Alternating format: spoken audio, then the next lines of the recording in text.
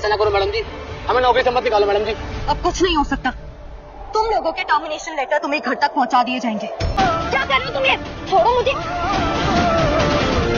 सरब गुस्से में आ जाता है मेहर के यहाँ, बंदूक वगैरह उठा लेता है सूखी की और बंदूक चला भी देता है, लेकिन किसी की लगती नहीं है। यहाँ पर भाई इतने नशे में है वो कि कुछ समझ में नहीं आ रहा कि क्या हो गया अचानक से। यहाँ पर भाई परेशान भी था ना वो, हमने देखा ही था किस तरीके से मेहर से प्यार करने लगा था, लेकिन मेहर तो उसको घास ही नहीं डालती है, उससे बदतमीजी करने लगी थी।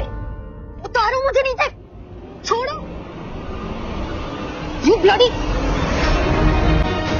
तुम्हारी हिम्मत कैसे है मुझे ऐसे उठा के लाने की? फैक्ट्री में सब क्या सोच रहे होंगे? हाँ, संभालो इसे।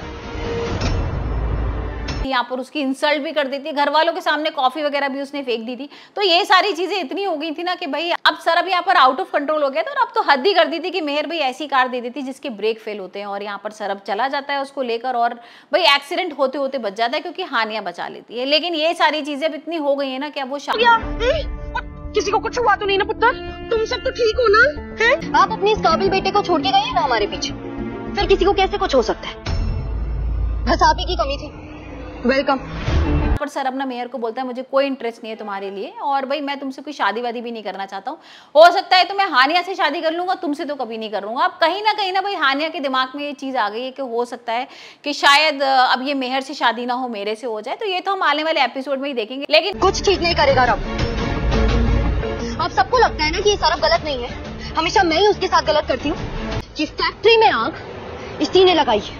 भाई यहाँ पर एक और अलग ट्विस्ट एंड टर्न आ गया है कि जो मेहर और आसमा की फैक्ट्री है उसमें आग लग गई। अब ये आग किसने लगाई है ये तो हमें बताइए कि बत्रा ने ये सारी चीजें करी हैं। क्योंकि बत्रा भाई मेहर से बदला लेना चाहता था क्योंकि किस तरीके से अब उसको नौकरी नहीं मिल रही है कहीं पर भी। मेहर ने जो निकाला था ना उसको नौकरी से, तो यहाँ पर में धुत होके तमाशा करते हुए तो तुम्हें सबने देखा है। अब जैसे नहीं देखा है वो भी सबको बता दो कि फैक्ट्री में आग तुमने ही लगाई है टल्ली होकर। पर उसको कोई भी नौकरी देने को तैयार नहीं है।